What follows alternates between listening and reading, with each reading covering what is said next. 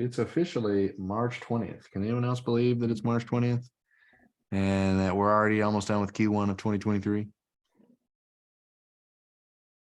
No? First day of spring.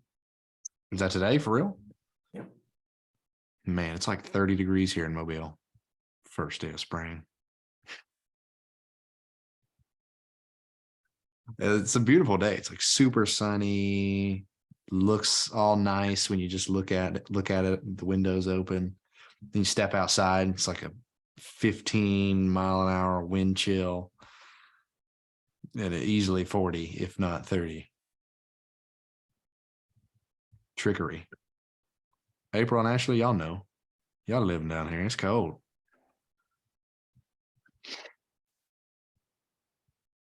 All right. Yeah, it was 27 when I woke up this morning. What time was that?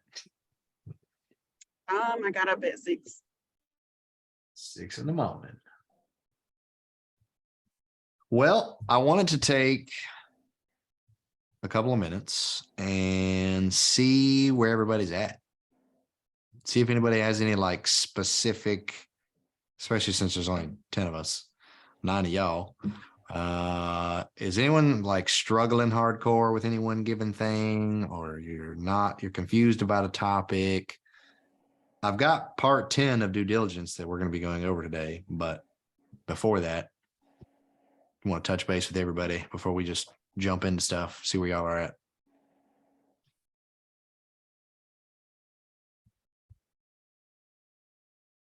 I mean, I'll ask a question if no one else has one. Did something. I am very much struggling to figure, and it's probably a super simple answer, but trying to figure out how to incorporate owner financing in the underwriting, specifically like the underwriting template that you gave us. You talking about underwrite it like there's a loan and there's underwriting, or is just yes, there's a loan and there's owner financing involved, and I frankly am very confused. Yeah. And maybe that's not an answer that you can give right now, but I figured I'd ask. It is. Should take the whole time. No, I'm just kidding. I'm just going to be super quick with it. It's not an actual deal, but so basically you'll have your mumbo jumbo numbers here. Come on. Just 1-0 everything.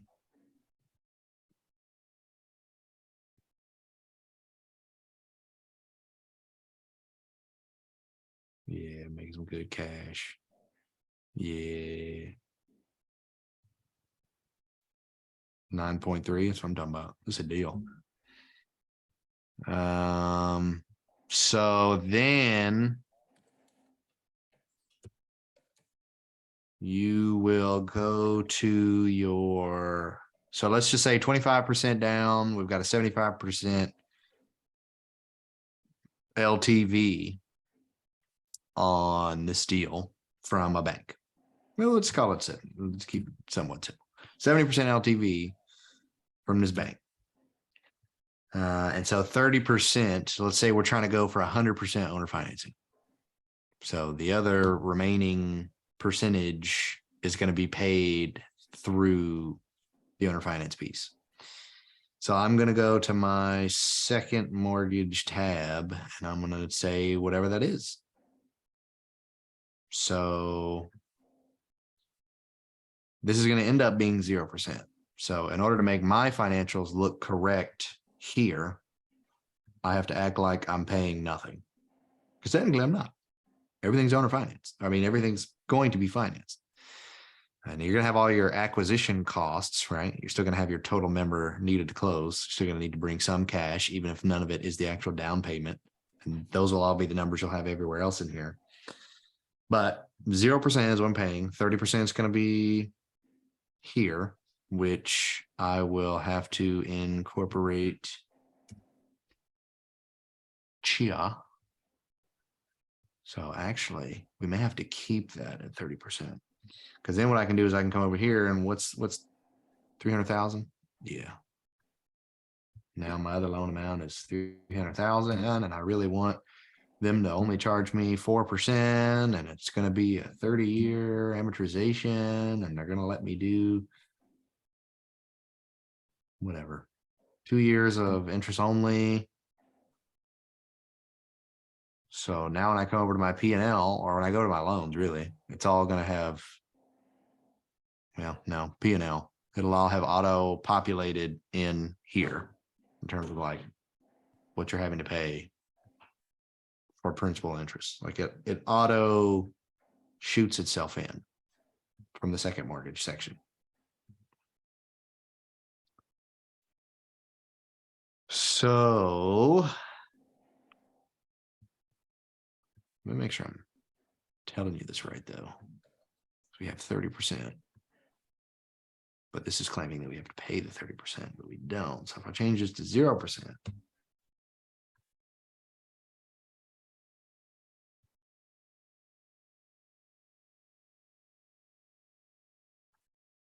yeah.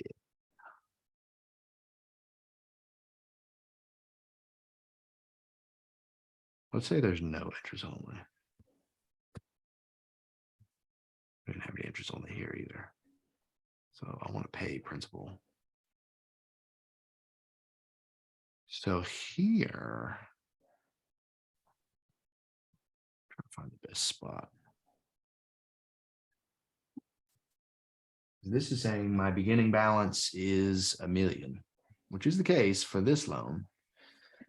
So for this, I guess it's not wanting to quantify that there's a secondary loan because we didn't put a percentage here.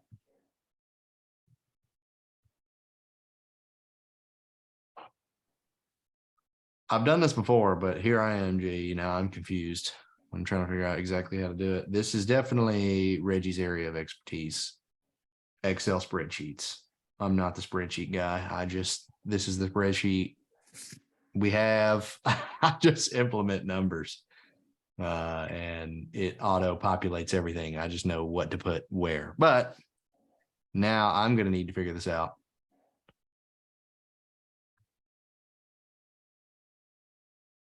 This should auto populate. I don't know why it's not. If C11 is less than or equal to summary,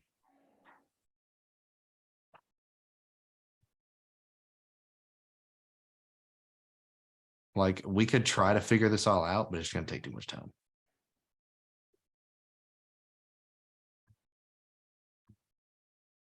Anyway, I'll figure that out. We've done some videos on it before where I'm pretty sure we dug into exactly how to incorporate owner financing, at least 2 different loans. The best, most simplest, most easiest way to do it is to just have 100% owner financing, and then you just incorporate it in there as if it's a part of the loan instead of doing part loan, part owner financing. But obviously, that's not always going to be the solution for every deal. So when you're having to incorporate both, I'm like 90% sure that you just put stuff in the second mortgage tab. Maybe we just missed a number somewhere or didn't encompass saying there was going to, maybe we had to put the second mortgage financials in the summary tab because there's a section for that as well. Either way it goes, it has something to do with the second mortgage piece. You just fiddle with it, fiddle around with it in there. And when it auto populates itself into the P&L, you've done it. There should be no new algorithm you have to create. It should be already in there. You got to put it in the right spot. I know that does not answer your question, but it equally created a question for me and probably everyone else here watching this just know. We'll figure it out. Sweet. Thanks. Anyone else? Yeah, so like on the underwriting, excuse me, on the underwriting side of things, like once you start to get deal flow and once you start to get comfortable with your target markets in terms of the market rents and all those sorts of things, like, can you start looking at it more from a rule of thumb versus filling out the entire deal analyzer, you know, like kind of the 10-minute deal, right? You want to understand the net operating income. And so like, once you start doing that and you get a feel for it, like when do you pause and say like, okay, well, maybe this is a good deal if I offer a different price for it, right? Because like everything I'm looking at is just like I would have to go in with ridiculous offers for it to make sense. So like, where do you draw that line of like, oh, okay, well, like it doesn't even make sense to spend another 10 minutes on it versus maybe I should just throw it. Or do you do like, was it Kevin that was just like, I'm writing 100 LOIs every week? Yeah, writing an LOI always. I mean, I would be in a similar position of just like writing the offer or giving the feedback to the broker at the very least. It just sounded like Kevin's idea or his version of feedback to the broker was a legitimate, literal LOI. You could do either or. You could actually submit the LOI since it's non-binding anyway, or you could just give them email or phone call feedback from the deal that they sent you. Like whoever actually sent you the offer, you do your quick 10-minute spiel on it of determining, don't think this makes a ton of sense. This is off. This is or whatever. You do your quick, like, here's where I think I can actually submit my offer. They want 20 million. It only makes financial sense at 10 million or less. So let me offer 9 million and see if they budge. Like, hey, I know you wanted 20 million. I can only get to 9 million. Here's why. You had this here and this there, but I think due to these, what I'm seeing in this market and what our current portfolio is operating at today, here's where I think I'm actually going to fall. You said it was going to cost 5,000 a door, but you told me what needed to be fixed based on what needed to be fixed and what I've already been fixing at my other property. It's going to cost me over 10 to do that. So based on my adjustment of 10 a door on what you're saying, here's what my CapEx is going to be. You flow that into here, and here's where I come out with. So you just do what you're already doing in your head, but you're doing it in your head in like, 5-10 minutes.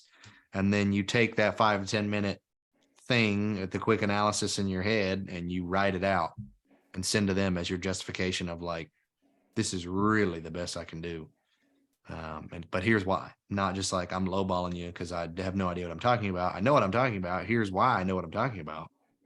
And if you think the seller would be interested in adjusting price and moving a little bit and getting a little creative, then I'm willing to dive deeper into this and potentially submit an offer. But if not, no harm, no foul. Neither of us have to spend any more time on this, and I'll move on.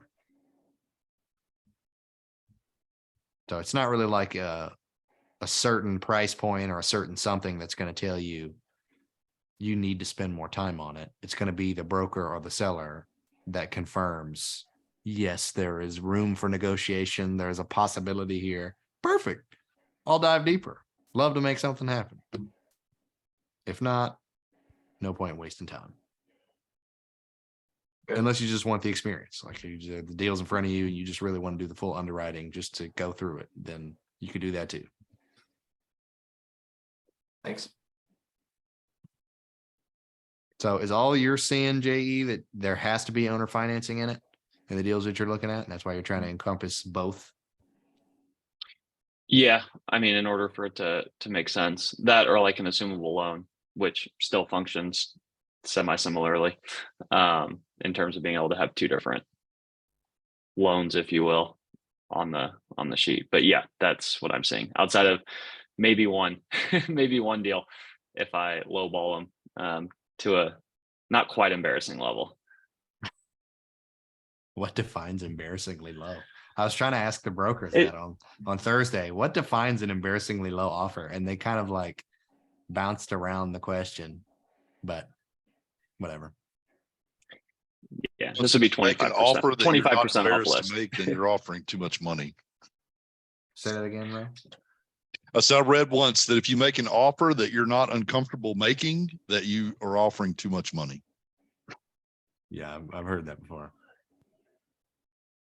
Oh, anyone else struggling? In any one given area? No, everyone's great. Hey, Josh, I'd love to hear maybe if you don't mind sharing. And maybe you did. I'm almost through all of my backlog of modules, but I'd like for you to kind of talk about today. What's the criteria you meet a new broker? Maybe what that script or criteria looks like for deals you want sent your way. About to meet a new broker. What kind of deals am I looking to acquire? Yeah, like what that script looks like, what those parameters are that you're sharing with them for the stuff you want to see in your inbox. Yeah, it's actually on our website. We get a little bit more granular than what's on our website, but for the most part.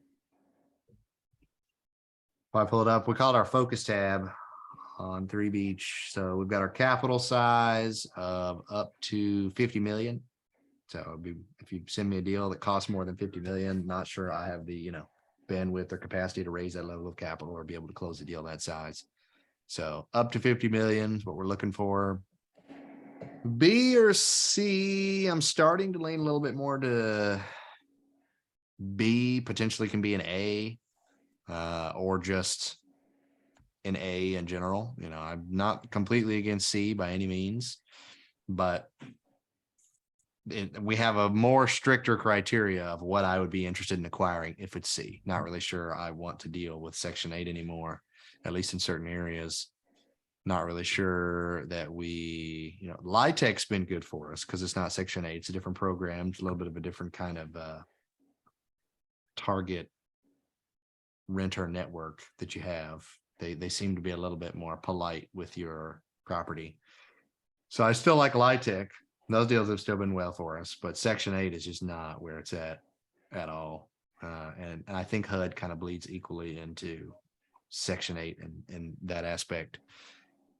So I guess more so not necessarily that I'm not interested in C class. I'm just not interested in Section 8. So like if the property has Section 8, then I'm going to do a deeper dive of why it has Section 8. Does it have Section 8 just because the ownership just was willing to accept that and it was just poor management? And I could easily get all market rate residents in there, no problem, at whatever the new market rate rents are, and I don't need to be subsidized? Or is it the fact that this market, this location cannot justify market rate tenants coming out to rent? Like, do they have to be Section 8 because those are the only kinds of tenants interested in renting in this area at this property? And if it's that, then I'm probably not interested. If it's just that I can do better management, can manage it just a little better and remove all of the Section 8 tenants, then I'll probably try to go that route. And that to me will be our value add. Capable of obtaining long-term debt. I mean, we're looking at like 40 to, we've got 40 to 250 units on our website. I think we may go up to 300 units. We've been looking at a couple of deals in the 250 to 300 range. Definitely perpetual hold. So all the assets that we acquire, we're looking to be able to just hold long-term. So with me telling them that, that's me basically telling them, hey, whatever we buy, I want to be in that market for 20 to 30 years. So don't send me a deal in a market that is bogus or that has no room for growth or scale or is just some tiny tertiary stagnant market. Like send me something in a market that is trending in a positive direction because I'm going to be there for a long time. Liquidity event by year 5s we have on the website, but we always like to do some kind of liquidity event, typically a refi by the end of year 3. So some kind of refi and liquidity event by year 5 is just me stating like, if we were to sell it, then we would be selling it by the 5th year. But for the most part, we like the perpetuity hold. So we like to have a liquidity event by the 3rd year. IRR 18+%. And then as far as target market, we're focusing on areas like where we already are, Southern Mississippi, Southern Alabama. And honestly, I'm even more so starting to focus in some of the more northern areas of both Alabama and Mississippi because insurance is so ridiculous. So once you get a certain distance away from the coast, insurance starts to get extremely more reasonable. Like it drops 100 to 200% on premium costs once you reach a certain distance away from the coast. So we found that distance for Alabama is Montgomery. And I think the distance for Mississippi is like Meridian or somewhere along there, somewhere in that general vicinity. So kind of looking in those markets, maybe a little bit more northern, just because insurance isn't getting cheaper anytime soon. So as much as I would love to buy in the coast, I only really want to buy in the coast if it makes, like if the value add is fat. Like fat, like $1,000 extra per month per unit over the like 200 units, like something really insane. Because then I know I'll have so much value add that the cost of the insurance won't even matter. But if it's only like $100 extra a month or 150 extra a month, if you put like $1 million of CapEx into it, that's kind of tight, especially for premiums right now. So I'm probably not as enticed to want to do something like that. So anyway, I know that doesn't give you a quick like rundown script, but it bounces around a little bit just because of the specifics behind it. So like, again, you want to try to be as specific as possible with brokers. So I don't want to just say up to 50 million, B or C class, 40 to 250 units. So just not that specific enough. So it's like, I'll do C class, but no section 8. We like A class, but only if the value adds this deep. We like down on the coast, but only if the value adds this deep. And here's what I mean by, value add doesn't necessarily have to be just rents can go up, but it could be a loss to lease play. It could be a LIHTC deal coming out of the LIHTC program. Like there's some stipulations there, but I guess at this point we have a strong enough relationship and connection with all of our brokers that they already know all of our criteria. So I haven't had to have that conversation with a new broker yet. So that was me spitballing what that conversation would look like. Does that answer your question? Yeah, I mean, it's definitely helpful. I'll go take a look at take another look at the website too, because that's good insight. I was just thinking about just wanting, really tight parameters to hand them, as I'm building my own, relationships. Yeah. Did you get a chance to connect with Jason, by the way? I did. Great We dude. connected on the call, and we'll have a formal conversation this week, probably tomorrow. What do you guys think about the call on Thursday? Did you guys like it? Do we need to do more guest speakers coming out on talking about other topics, niches? I'm undecided whether or not to try to pull my Brendan Turner lever, see if I can get him to come talk to us. I don't know if it'll 100%. You should. I don't know if You it'll actually totally work, should. but I could totally ask. See if I thought it'd be good if we could see a couple of, a small slide deck. a small slide deck. We've got some of those in some of the calls or in some of the drives. Yeah, just something to read a little bit while they're talking. Make it. Are you talking about when guests come? Yeah. Yeah, make it a little bit more formal to show exactly what they're talking about. Yeah, they were kind of all over the place. That's why I created that list of questions, because I was like, we need to cover some specific topics. But yeah, I get what you're saying. Hey, Josh, is LIHTC, is that only applicable for new development? As far as a new program, like entering into a new program, yes, because it's basically tax credit program to make it affordable to build new development while still making it affordable for residents. And so they just give you the tax abatements or credits for it.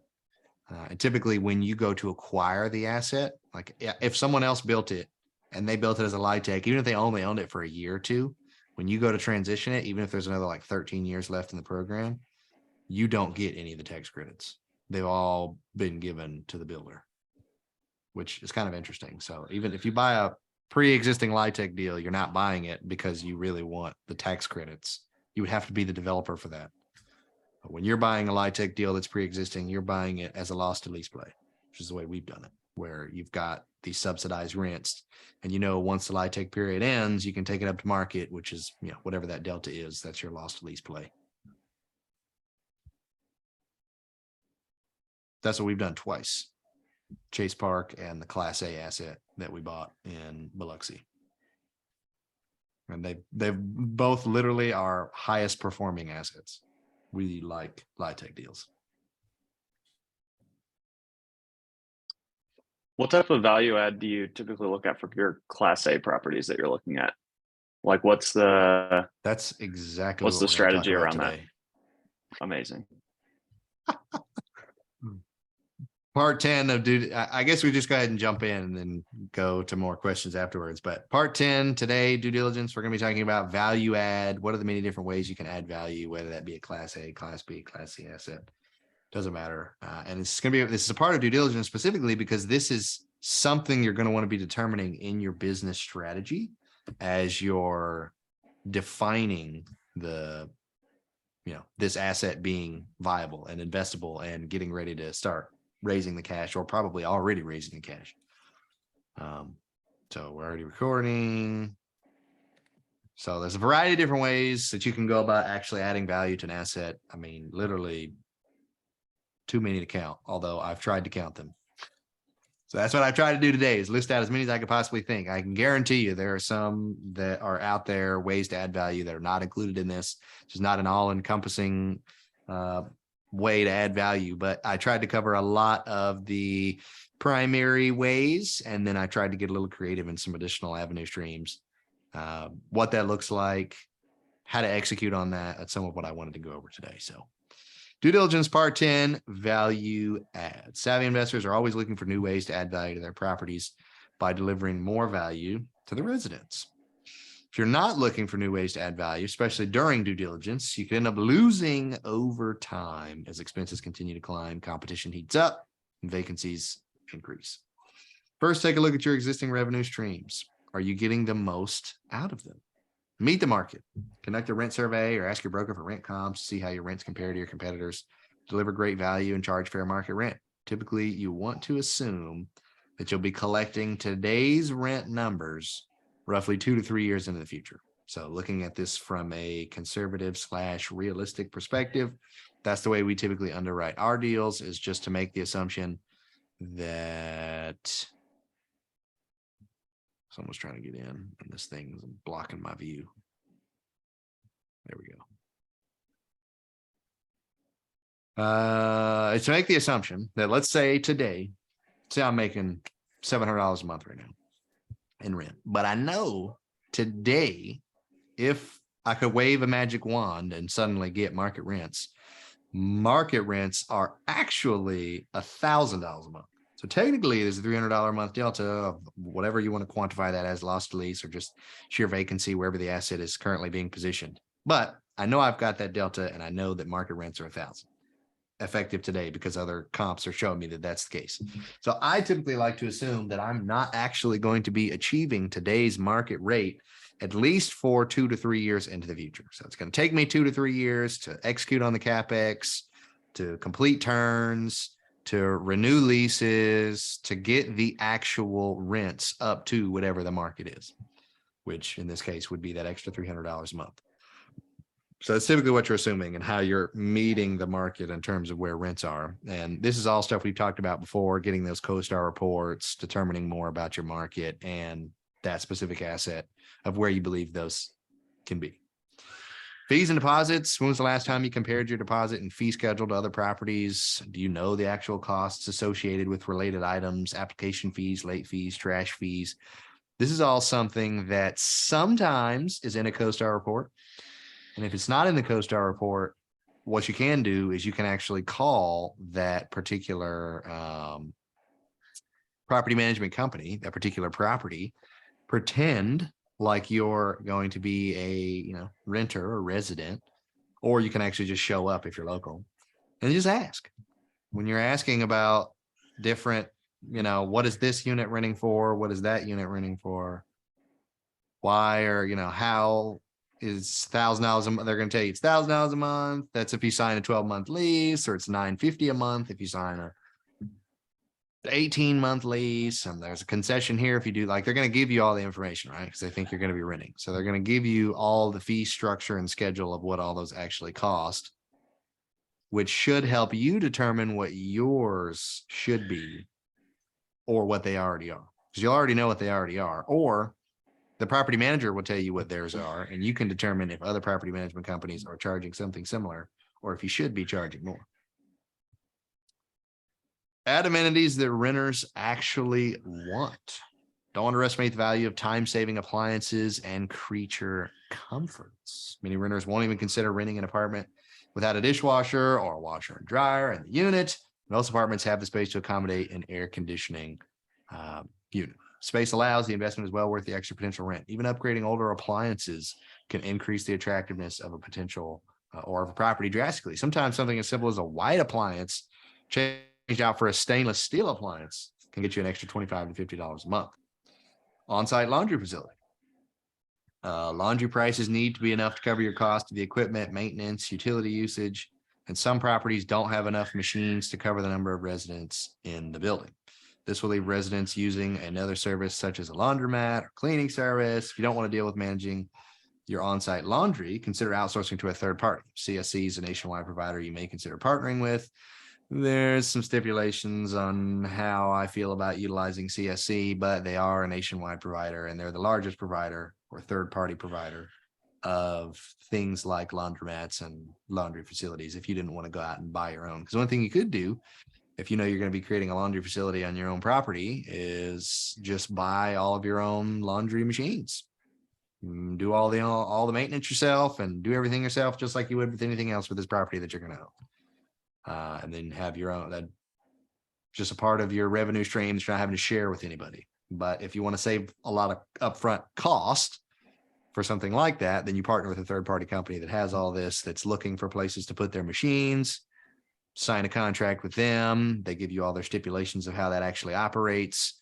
And then they do all the maintenance. They deal with all the, collection of cash and coins and everything else. And however they have that structured, now it's all fancy. And there's like Apple Pay and stuff that you can do with these machines.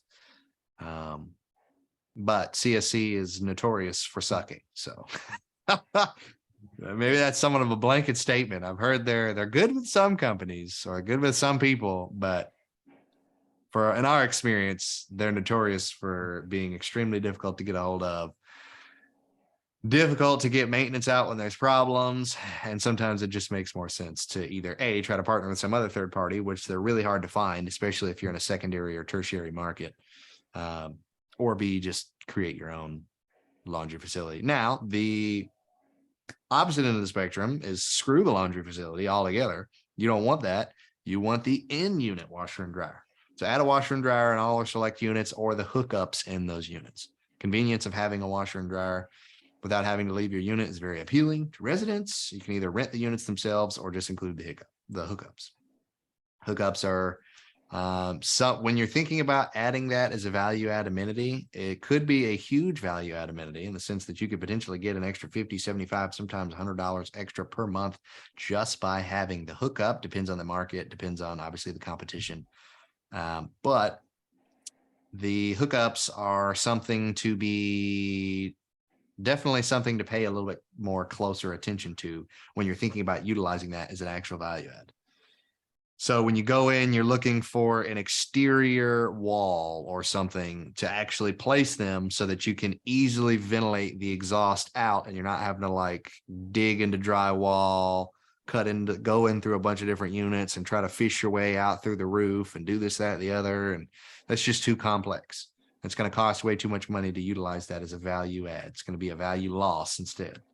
So trying to find a quick, easy location for them to both ventilate out, like close to a wall, but then also close to plumbing, because you're going to have to get all the plumbing over there.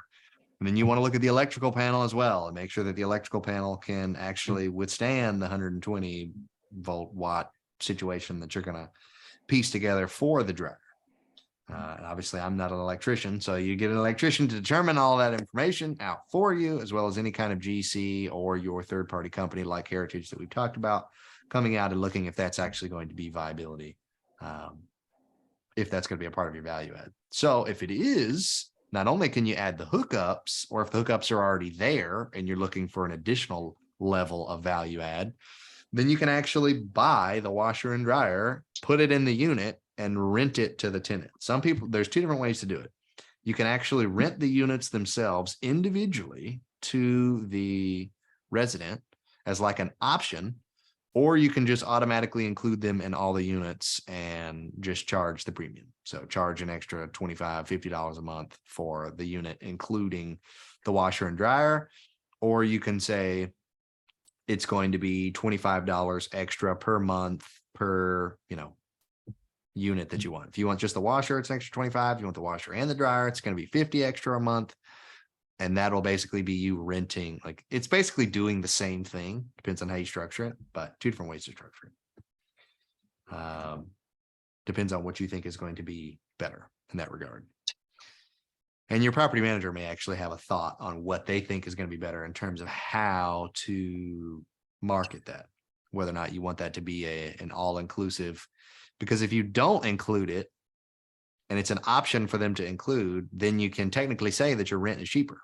So from a marketing perspective, you Lord, can say, hey, thank you yeah. for this food we're about to receive. Let's nourish it up by it, to Christ's sake. From the washer and dryer perspective, then basically you can basically say that it's like $900 a month that you're collecting, and then you add in the washer and dryer when they actually get there. I'm like, oh, does it include a washer and dryer? No. It's like, oh, well, thank goodness I have my own. Well, easy peasy. Well, does it include a washer and dryer? No. Can it include a washer and dryer? Like then they start wanting to know specifics. Hopefully they've called or they're actually at the property at this point.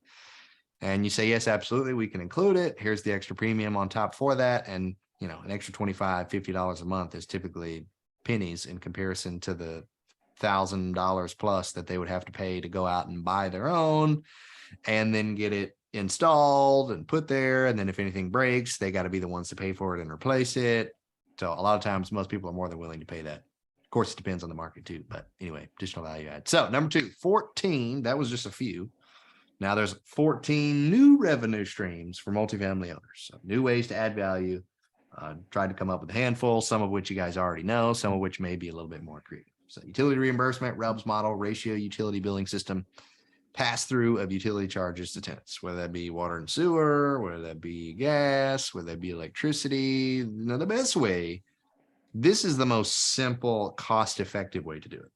Is to just, doesn't cost you any money to just charge them back for what they're using. But a more efficient way is honestly to just get everything individually metered, because sometimes, most of the time, the way that we do it is we bill back about 80% of what was charged or what is expected to be charged. And we usually have to put it as a flat rate in the lease. So I basically have to say, every month it's going to cost you an extra $50 or it's going to cost you an extra $100 for water, sewer, gas, electric, whatever, your utility charge, utilities. And so that month they could spend $200, or for 3 months straight in the summertime when it's hot as all get out and they got the AC running 24/7, it could be $200-300 a month. And I'm only getting $100 a month from them. So I'm actually losing money, even though technically I'm making some, I'm still losing money. So the most efficient, most effective way to do it is definitely to individually meter everything. So they always have to pay for their own utilities and you never have to pay for anything. Easy to just get that expense off the books. But it does cost money to get everything individually metered, although most of the time, depending on what you actually get metered, or sometimes I should say, the utility company will pay for some of it. It won't pay for all of it, but they'll pay for some of it. You typically have to pay for the majority of it, but they'll pay for all of the actual meters, the install of the meters, and you may have to pay for whatever wiring or plumbing or whatever has to be additionally installed to get to the meter. But anyway, it's an option. So number 2, tech upgrade. Depending on the tenant demographic of an apartment community, adding a tech package to the units may add a lot of value and allow you to charge rental premiums for it. Tech package includes keyless locks, smart thermostats, water usage management systems. As consumer trends continue to evolve, more and more apartment buildings become equipped with these types of tech amenities. Eventually, they become a standard that tenants begin to expect. It's all kind of different tenant packages and tech packages that you can do. I'm actually currently renting in like a build to rent community here in Mobile. And they've got all kinds of tech package here. They've got a package which we'll talk about for the actual internet. And they've also got like all of the, because it's a gated community. So all the gates actually open with an app on your phone. It's not even like a code that you can type in anymore. They don't even have a box to punch in a code. You literally just, if you don't have a phone, you can't get in, you can't get in the complex. It's kind of ridiculous, honestly. But you get the app, they connect you to the app, and then all of the gates and everything that unlocks is connected directly to your phone. So access to get in the north gate or the south gate or the west gate, that's on your phone. Access to get to the amenities, to get to the pool, north pool gate, pedestrian gate, that's on your phone. Access to get to the gym, that thing is on your phone. So they've got like all these keyless, access connected to your phone, which is kind of cool. Then they've got the Amazon package center, where, it's Amazon, but any packages, FedEx, UPS, any packages can go in there, and you just get a code sent to your phone. You go in there and scan the code, it opens the package. Now, sometimes they deliver it straight to your door, which is preferable, but that's a way. They also have the thermostat, like I was talking about, so I can control the thermostat with my phone. I can be, states away from the house and be like, I don't want to be paying this much in electricity, because of course everything's separate, individually metered. So I'm paying for all that. So it's like, I know it's going to be super hot. So let's just make it a little warmer, because it's not like anyone's home anyway. I also can open and close the garage door with my phone. It's like Wi-Fi connected or something. So there's a lot of different tech add-ons that you can incorporate in your property that are just going to make it more desirable, right? Going to let you charge a higher level premium, the more tech savvy that you are, especially in this day and age. Pet rent. People love their pets. And a lot of people don't actually let you rent if you have a pet. So including pets is typically a value add in and of itself that makes your resident, your property, more desirable than others. Consider treating pets as tenants. Like their owners, they create ongoing wear and tear on a property. Consider charging an ongoing pet rent rather than just charging a one-time pet deposit, or do both. It's what we do. We do both. With so many properties not allowing pets at all, most renters are willing to pay the extra rent. Typically, we charge anywhere between $10 to $25 a month extra for monthly pet rent. And then we also charge the non-refundable pet fee, which for us is anywhere between $250 to $400, depending on the asset. And then maybe you let 2 pets go in, or maybe you limit it to only 1 pet, or there's breed restrictions or whatever, right? But just encompassing that additional level of income there. I'm paying pet rent where I'm at. I think I pay $15 a month for pet rent for our little corgi. Which in the grand scheme of things, as a renter, you're like, whatever, an extra $15 a month, I'll pay it. But if you think about that, if I have 100 units, I make an extra $15 a month. I multiply that times 100 units. I multiply that times 12. And then I divide that by a cap rate of, call it 6%. Then that's an extra $300,000 of value just for an extra $15 a month and, payments. So obviously with multifamily, as we all know, the value add is exponential, even with little tiny $10 to $25 a month increases. Storage rent. This may be something you guys have never thought about and never done before. How many of your tenants are paying for storage off-site in a self-storage facility? Might be surprised. If space allows, consider adding storage units actually on site. Once in place, they need practically no management. And these can be storage units of all capacity. This can be something as simple as a garage, which we talk about here, garage rent.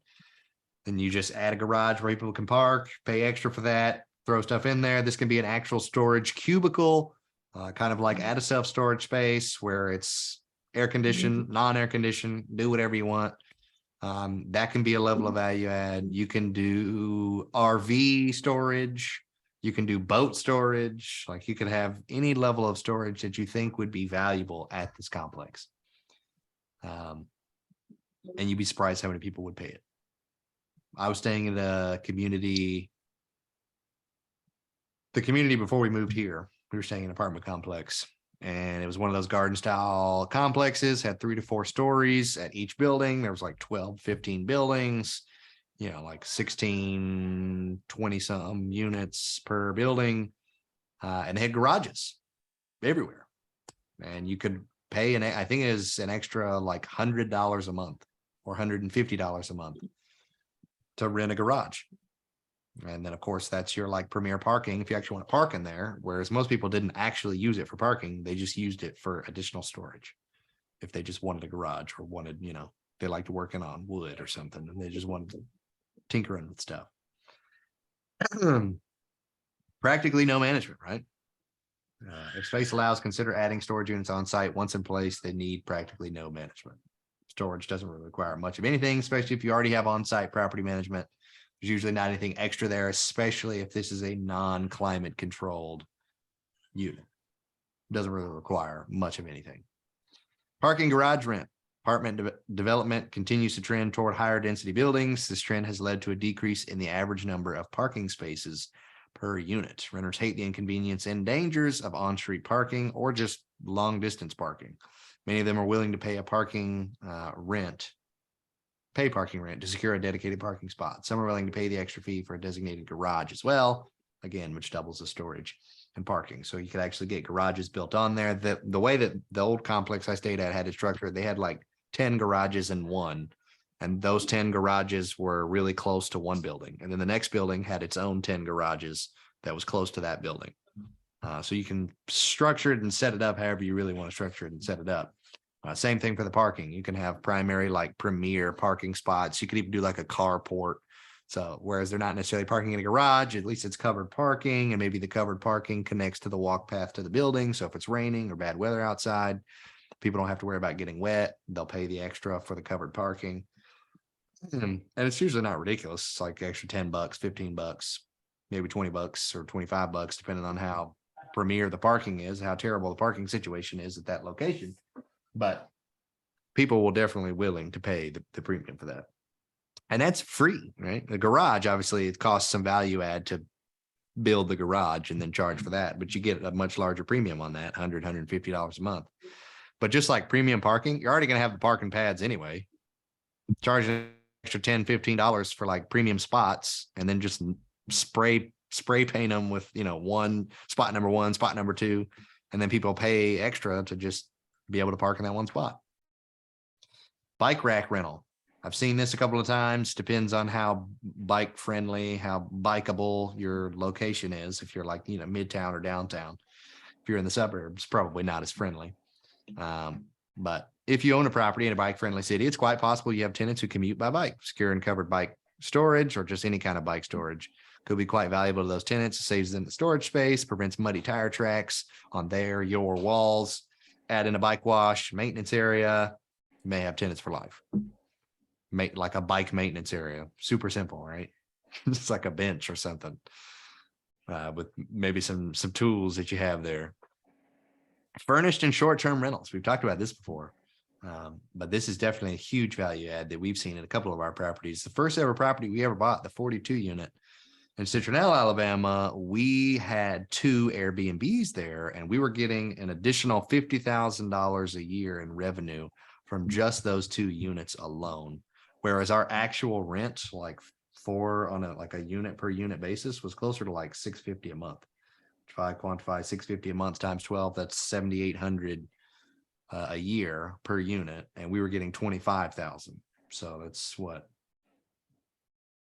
that's more than 3x the revenue just for having it furnished and quantifying it as a short-term rental. Now, there are some nuances here, especially in terms of management, depending if your longer term property manager actually knows how to effectively manage short-term rentals, which they may or may not.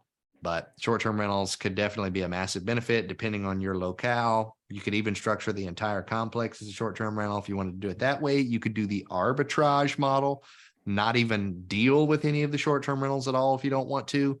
And you can actually have a different investor come in and pay you premium rent. So typically, let's say your rent is normally $1,000 a month. Someone coming in and looking to utilize the arbitrage model, knowing they're going to be able to get a lot more money utilizing it as a midterm or short-term rental, they're typically going to pay you more in rent, and their leases are typically going to last longer. So an arbitrage investor may come in, and whereas the standard is $1,000, they may say, hey, I'll pay you $1,300 a month, and I'll sign a 2-year lease if you let me sublet this as a short-term rental. Sure. I'm going to get an extra $300 a month, stabilized income. Even if you don't lease anyone short term, I'm guaranteed rent. Now, that's obviously the plus side. The downside is things like noise complaints, constant turnover. Maybe you've got long-term residents in there that don't like the fact that some of it is short-term. So there's some of that you'll have to play with, but potential value add. And same thing for furnished rentals. So you could actually do a legitimate furnished rental as just a long-term rental. So maybe that's more of the midterm type rental where you've got residents coming in like travel nurses or doctors or just contractors coming in and that are flying in from wherever and don't live there, but also don't want to buy a bunch of furniture just to live here for a year. I know in the aviation industry, contractors and furnished rentals were huge. Working with a bunch of guys that were from Colombia, Mexico, Argentina, Chile, all over the place. They didn't want to buy a whole bunch of furniture and do a whole bunch of extra stuff. They just wanted a decent, livable location that was already furnished, that wasn't an arm and a leg. So furnished long-term rental is obviously going to be much cheaper than a short-term rental or a midterm rental. But still more cost effective for you for furnishing it. I mean, think about it. Furnishings could cost you, depending on how large it is, 10,000, maybe, if that, probably less than that. If you get really strategic with it and buy in bulk, could be closer to 5 or 7,500. And then you charge an extra $500 or $600 a month for the fact that it's furnished. There's some wear and tear on the furnishings, but could be a value add. Appliance rental.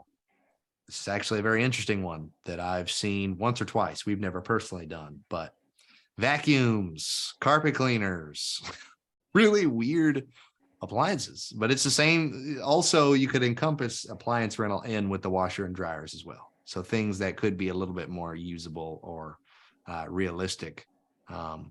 Shocking how many residents take advantage of this amenity. The benefit for you, of course, is that your residents are helping to clean and maintain the property, or any aspect of some form of appliance rental. Clubhouse rental. Now, most people, as far as clubhouse or primary amenities section, many properties with clubhouses offer them to residents for no charge. Quite often, tenants are willing to pay for their use. Depends on the amenities at the actual clubhouse. So let's say you've got a really awesome clubhouse and you've got like a daycare center in the gym, like your residents want to go work out at the gym, but they've got a little kiddo at home. Someone's got to babysit, so they don't want to bring the kid to the gym, and they can't leave the kid home alone because maybe it's a fresh baby or a younger child. So you want to go to the gym, and there's a daycare. Cool. You're going to charge extra for the daycare, so it's going to be part of the clubhouse amenities. Or let's say you've got a really cool like you've got a pool, but you've got this awesome water slide that comes into the pool at your rental. Obviously, this is much more A class, but you could charge extra for that because since your pool is much more exquisite than your ordinary average Joe pool, you could charge for people actually getting the chance to use the clubhouse or use the pool specifically. So like people will come in, they'll rent whatever, $1,000 a month for their unit and then say, hey, if you want access to the pool with the slide, you have to pay an extra $25 a month for that. People will be like, it's a no-brainer. Yeah, I want access to the freaking water slide and the nice pool with the cabanas and the whatever else, right? The big lounge chairs, the little like egg seats, fancy stuff out there. Yeah, I want access to that. They'll pay extra. But if it's just like an ordinary average pool with some grills out there, most people probably aren't going to pay extra for that. It's just going to be a part of the amenity package. Cell tower antenna lease. If you actually have a property that is strategically located, then a cell tower lease can produce great passive income. Richard Smith, are you with us today, Richard? Are you on this call? No, he's not on this call. But Richard actually does this. He doesn't have any multifamily property doing this, but he has actual land that he leases cell towers on. So he would have more specifics behind the intricacies and inner workings of that. I've never personally done that. But you guys should reach out to Richard if you're interested in something like this. It's definitely a very interesting way to create some additional revenue streams. I mean, literally someone like Verizon or Sprint or AT&T coming out and just leasing your land for putting a cell tower there. Billboard or sign lease. If you've got a really strategically located property, maybe close to the highway, and you want, like, you own the, it's not like necessarily an easement, but like you own the land right there close to the highway, you can put up a billboard. Doesn't cost too much money to slap a giant pole up there, right? And then you just lease it out to people that want to market. Great for urban or high traffic properties, an easy source of passive income, often managed by third parties anyway. You don't even have to worry about it. Tanning bed rental. Be surprised how much additional revenue you can make from tanning bed. Would your residents drive to the nearest tanning salon if one were already on site? Probably not. And the revenue per square foot might surprise you. Our property that I stay at now has a tanning bed, and I don't think I have to pay extra for it, but they have a tanning bed. You got to, use your code, right? Everything's technologically savvy now. So you use your phone to actually get in there, unlock it.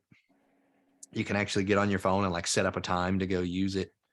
I don't use a tanning bed, so I don't know a whole lot about it, but tanning beds, you can make some additional revenue streams there. Either buying your own tanning bed and just utilizing it that way, or there's third-party companies like the laundry facility who will come out and set up their tanning beds for you to streamline that cost and add that as an additional revenue stream, whether you additionally charge for it or whether it's just an added amenity that you have on your at your property. Installing vending machines or just a local shop. Today's vending machine technology is pretty impressive. New features such as bank cards, automatic reordering, it's only getting better. Save your residents a trip to the store and they'll pay a premium for convenience items. So obviously all this will be a part of your additional revenue streams. Something as simple as a vending machine will be super easy and simple to add in like clubhouse areas or locations of, like, if you've got a fancy pool and a bunch of people are going to be really thirsty, add a vending machine with Cokes and Dr. Peppers and waters and Gatorade. Or if you've got a nice gym set up somewhere, you can add a vending machine in the gym with like protein shakes and powders and whey and pre-workout stuff and all that good stuff. That could be a vending machine, a source of revenue that you add in there. And then a local shop could be something that you have that people can actually pay for. So that could just be a shop that your property management company manages. It doesn't have to be anything exquisite, right? It's not like you got a whole entire Target that people are walking in and shopping in. You're not like selling clothes and stuff. You can if you want. But I'm thinking more so along the line of like food items and beverages. So maybe you've got like some ice cream in there. Maybe you've got some candy bars, some chips, some simple, easy things to have in there. People just walk in the front office, grab a bag of chips and pay, check out right there with the property. So they can only, the shop's only open when the office is open. Just like it would be if it was a regular shop. So they can only walk in regular business hours and they just pay the property manager as they leave. And then concierge services are actually really big at Class A properties. I have never seen a concierge service, at least on a corporate company level at a lower tiered asset. Maybe I've seen it at a B class property here or there, but for A class properties, this is huge. A hot new trend in modern apartments is dedicated concierge to cater to residents. Once limited to only luxury apartments, this becoming more common every day. Again, that some B-class assets. Imagine the value to your tenants and how much they would pay if they had someone to handle pickup and delivery of postal and overnight services. So at my actual property that we live at now, there is a premium that I could pay if I so chose to, if I'm really lazy, to have people hand deliver me my packages. If they're not already going to be delivered to the front door in the first place, and if they're being delivered to the package room, I can pay extra to have them get it from the package room and put it at my front door. I mean, that's just lazy right there. But you'd be surprised how many people would pay extra for that. Paul, you had a question. Is it related to what can you hear? Yes. So I have a quick question. So in regards to like I see you have on here waiting for cable and internet installation. What about, I've lived in apartment complexes before where they said, okay, included with your rent is cable. Could you do the same thing and just add like, a $5 or $10 premium on that? Oh, it's Like, a much okay, higher so premium. let's say, well, no, I mean like, yeah, so if it's like $100 extra from, if instead of being $1,000 rent, it's $1,100 rent. But in reality, we're probably paying like $80 a unit or something of that sorts. Yeah, Like that's that, what you're they making do that here margin. at the place that I live. I have to pay $75 a month extra in rent for my internet service. And you have to go through their internet provider. You can't use anyone else. And they have fiber installed through this entire portfolio asset that they have here. Okay. And so Okay, nice. the Wi-Fi is good. I mean, fiber, so it's like 300 or 500 megabytes per second.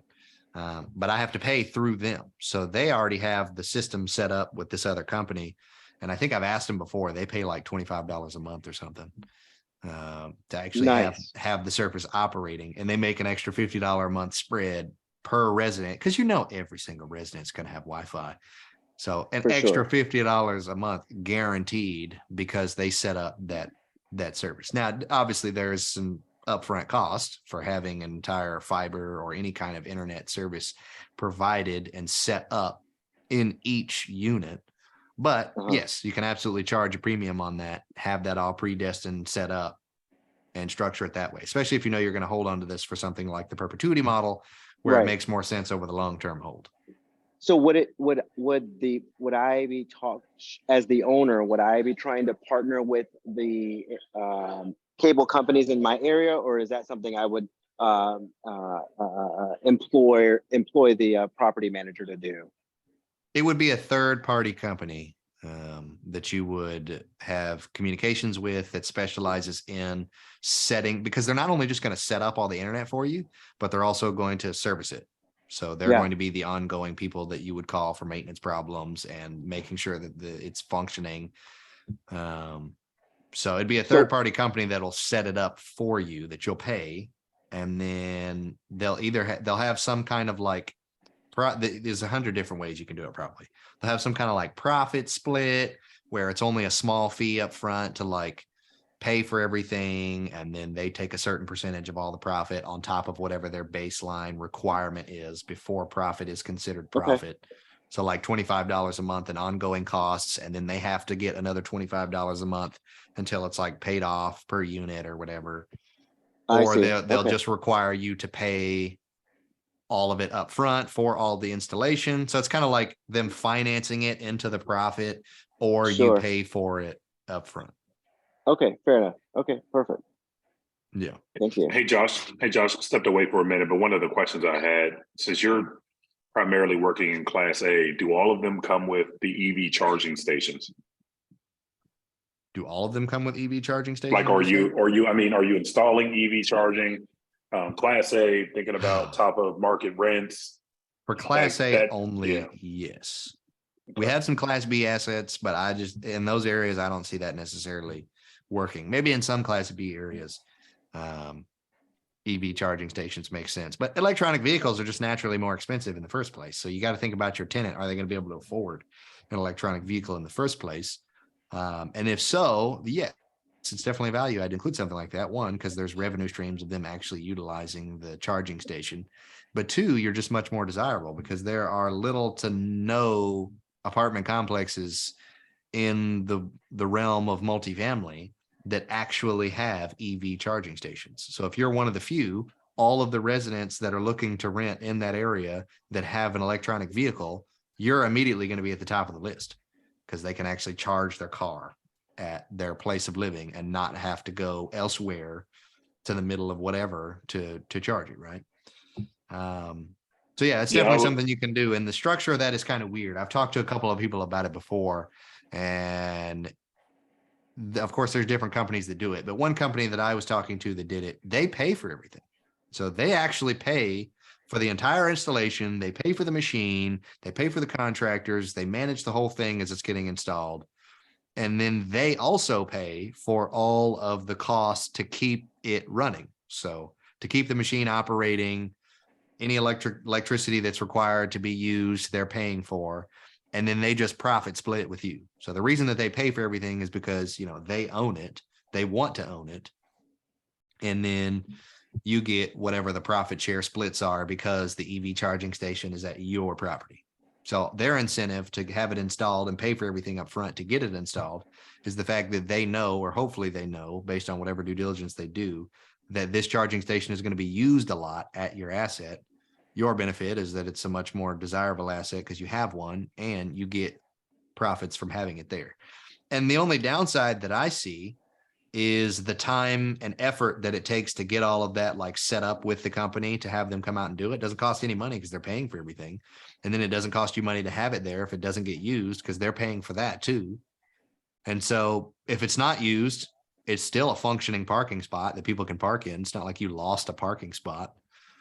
So I didn't see too much downside in it other than just time spent, but I still don't want to be ignorant in putting it places that it isn't going to be used. So and also same thing for the company. They don't want to be ignorant either. You know, they're only going to spend the money and putting it in locations that they think it will be used. So they're going to do their own due diligence and they probably wouldn't put it in a spot that it wouldn't be too much operated in. So class A, some class B is really what they're targeting for EV stations.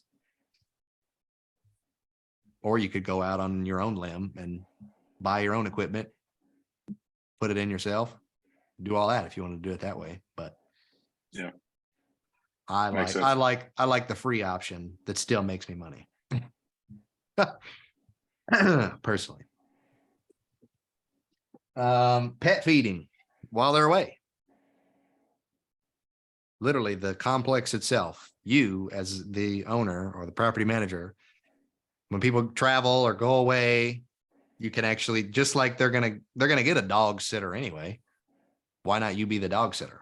Why not your property manager be the dog sitter and go and feed the dog twice a day, let it out, make an extra $100, $200, $300 for a week or two of dog sitting, or for a month, maybe you just charge it at a monthly rate. Like, hey, if you need dog sitting this month, it's going to be an extra $100 or whatever. Probably not something that ridiculous, probably closer to like 25 or 50.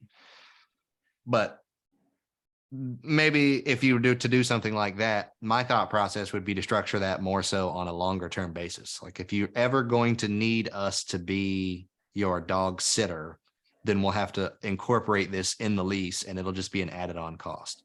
So then the hope is that they only use it 1, 2, 3 times over the course of the year. And you actually do make a spread on it because you're not spending as much time as you thought you would have. So it's like, hey, it'll be an extra $20, $25 a month if you think you're going to need us to be your dog sitter. Or you can not include that. And then when you do need us, you can pay a one-time fee, but the one-time fee is going to be much more expensive, like $100 for a week of dog sitting, you know, or something like that. There's a lot of creativity you can get with this stuff. It's insane how much people actually need these services to and are willing to pay. Plant watering while you're away. Same thing.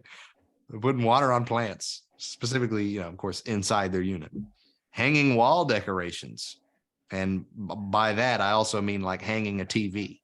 People will be willing to pay a premium for that because they're probably already going to pay someone in the first place, like Best Buy. They're going to pay the extra to have them come out and install the TV. So why not you be the one that installs the TV if you already have a system or an operation there to make extra for that? Taking out the garbage. Jay, I think I saw you put a comment in there. That's something that's very common here too. At this, where I live, I can pay an extra 20, I think it's 20 or $30. No, it's 30. I can pay an extra $30 a month and have my trash taken out for me, valet trash. Because we've got just, you know, one singularly located dumpster in the whole property and everyone has to drive there to actually take out the trash. So instead, to make things easy, they're just like, yeah, sure. If you want us to pay us an extra $30 a month, we'll have our maintenance staff come by. We'll give you a designated like trash can that you roll, you know, to and from the street. And then on trash day, just roll it out. We'll come pick it up and take it to the dumpster, just like you would if you were a legit, you owned a home and the city was coming to pick up your trash. Hey, Which Josh, I I don't- actually know a guy that owned a trash valet in Birmingham. If you ever wanted that for a property. No, yeah. Yeah, I know some people who actually do they're like residents that live at the complex and they do trash valet. That's brilliant. I've had some people come to my door, some like kids knock on the door and be like, "Hey, do you need anyone to take your trash to and from the dumpster? You know, if you'll pay us like $5, we'll take your trash to and from the dumpster." I'm like, wow, look at these little mini entrepreneurs. I'm like, nope, sorry, I'm good. I can take the trash out. I'm going to take it out anyway. I got to drive past the dumpster every time I leave. So why not just take it out? Cable internet, we talked a little bit about that. Accepting deliveries. So if you have to have like someone sign, having the delivery go straight to the front office and you signing for it, you could charge a premium for that. Helping people move in and move out, that's huge. Move in, like moving services. Now, I haven't actually, this complex doesn't provide that. And I've only seen that few and far between. If you like a full moving service at a complex, right? That's a lot. Your standard property manager is not going to be handling that. That'll be a different third party, something that you have incorporated in that if you wanted to include that in there. But you can charge a lot for moving, right? Moving ain't cheap. So get a couple of people to come out and help move people in and out of your complex. And so now your turnover cost is now profitable because you're like, hey, if you move out, yeah, sure, I've got to pay to fix this unit, but I'm also going to make $1,000, $2,000, $3,000 off you because I'm going to help you move. So turns into some profit there. And then lastly, number 3, reducing current expenses for multifamily owners. So we talked about value add, talked about ways to actually increase income. That was not all inclusive by any means, which we talked about. I'm sure there's other ways, but it's all the ones I could think of that I've actually seen and or am doing at our properties. Faster turns equals lower vacancy. It's a big one and easy to quantify. How long do your units sit empty before they are ready for the next tenant? How much income do you lose? This amount adds up. Creating a system for turning units quickly can cut your vacancy expense down. Set a protocol for exit walkthroughs with vacating tenants, schedule vendors in advance and keep them accountable. Encourage new residents to move in early with prorated rents or some kind of like concession or something. Hey, if you move in the middle of the month, you get half off your month, half off the rent, even though you already would have gotten that anyway because it's prorated. But it's just like the way you market it. People are like, okay, cool. Reduce water and sewer usage. Major expense each month, water and sewer and electrical and everything else. Reduce water consumption by more than 30% by installing low flow or dual flush toilets, switch out to water saving shower heads, add in low flow sink aerators, installing high efficiency dishwashers and washing machines. There's so many different ways that you can incorporate some kind of low flow usage. There's literally companies out there that specialize in low flow water conservation. There used to be a chick that she was called like the potty princess or something. That was like how she branded herself all over social media. She doesn't do it anymore. She's like now much more of an active investor and she got out of that. But she worked for a company that did nothing but water conservation. So there's companies out there that you can hire that specialize in these things, installing low flow toilets, switching out water saving shower heads. So since they specialize in that and they have like, that's their market, it's a lot cheaper to get a company like them to do it as opposed to you to try to do it by yourself, because they're going to be able to buy all those things in bulk and they're going to have the system and operations to come out and actually install everything for you. So you don't have to add that on to your GC or whatever. And of course, all that's something you'll encompass in the due diligence process as you're determining if that's a piece of value add you want to incorporate. Also consider looking for water leaks as part of your routine maintenance. Small drip from a worn faucet washer can waste 20 gallons of water per day. That's a lot. That's a lot of continuous water waste. And it all adds up. Simplify your landscaping. Install native plants that need less water or remove plants altogether. Also analyze your irrigation timing and usage. If your sprinklers turn on when it's raining, it's time to invest in a sensor or just remove the system altogether if you don't feel like you need it. Install a recycling center. Designated place for recycling can reduce garbage pickups by 50%. Also encourages residents to keep the property clean and green. Common area lighting and electricity. LED lighting's finally reached the point of affordability. LEDs consume a fraction of the power of traditional light bulbs, and they last for decades. Automate them with sensors or timers. Watch your electric bill drop. Also consider installing solar panels to offset your electricity costs, depending on your exit strategy. Solar panels are definitely more of a 30 to 50 year play. They're really expensive, but if you know you're going to hold on to the asset for a long time, it will save you money in the long run. Have your property taxes reassessed. Debate your taxes. Concern that your property taxes are too high. Contact a local real estate or tax attorney to find out if your property is a candidate for reassessment, or just challenge the actual assessment in and of itself. Reggie does that every year at every one of our properties. Challenges what the actual assessed value of the taxes are with the county. And we've been able to save money every single time he's challenged the assessment. So even if it was just a little bit, even if we only saved like 10%, you're still saving money. It still helps the bottom dollar, still helps your ability to get whatever NOI goal you were at and help your investors. And it's 10% that you're leaving on the table if you never challenge it. It's usually a fairly simple process. All he has to do is send an email and fill out a document. And they do their due diligence research on their city council end, and they come back to you and say, based on the, justification that you gave us, here's what we believe your taxes can be for XYZ. And we've saved as little as 10%, but we've saved as much as like 90% on our tax bill.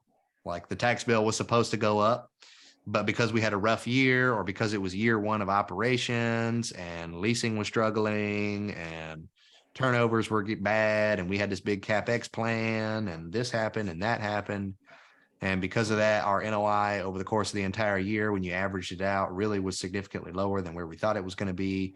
But all the city's looking at is the purchase price, and they're taking that and assuming what the NOI is going to be and making your assessed value based on that. But it's like, hey, I know you thought our NOI was gonna be like 200 grand a year, but it was really closer to 50 grand for the first year because we bought this as a highly struggling asset.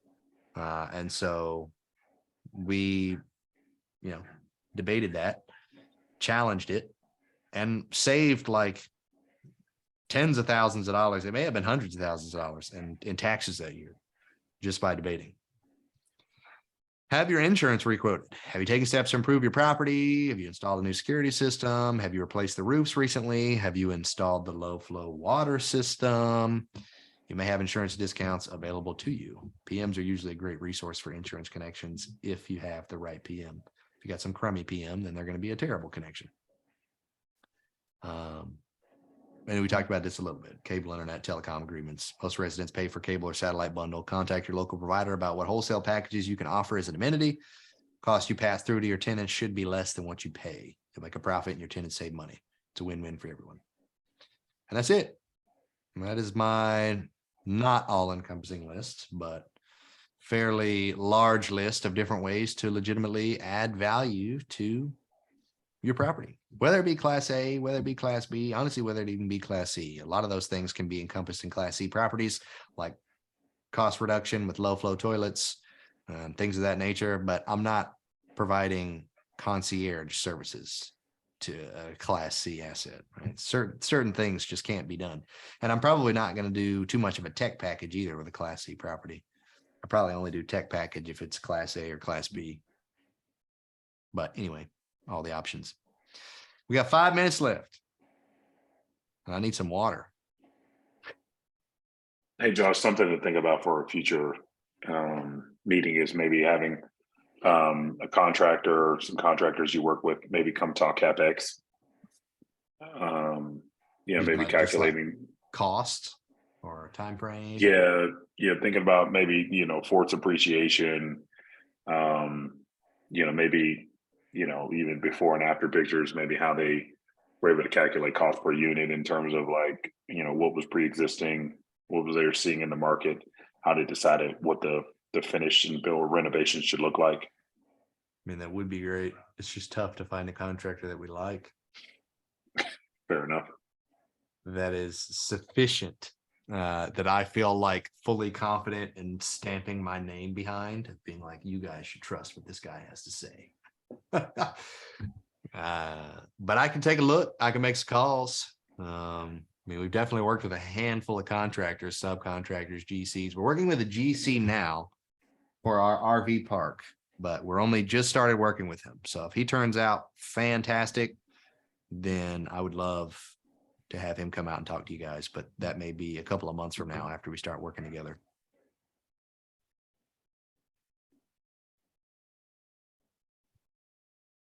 All right. Let's call it. Unless you had a question, Paul. No, I was saying I don't have any questions, surprisingly. Okay. All right. So I'll add the recording of today's call to part 10 of due diligence in the shared drive. I'll of course also add the PDF to the shared drive. And today's Monday. We will. What do we have planned for Thursday, Josh? If you've good got that question. far. I don't know that I've gotten that far. No worries. It could be underwriting. It could be, I don't know. What do you guys want? I guess JE, I need to answer your question now. I need to get back to I'll figure that out this week. Just going through determination of, I know I've done it before. If you could just let us know by Thursday. I'll let you know by Thursday. I'll let you know as soon as we get on the call. That's when I'll know. Maybe 2 minutes before. That's why I'm always 5 minutes late. No, I'm kidding. Awesome. Thank you. All right. Y'all let me know if you got any questions between now and Thursday. Otherwise, you'll have a great week. See you later.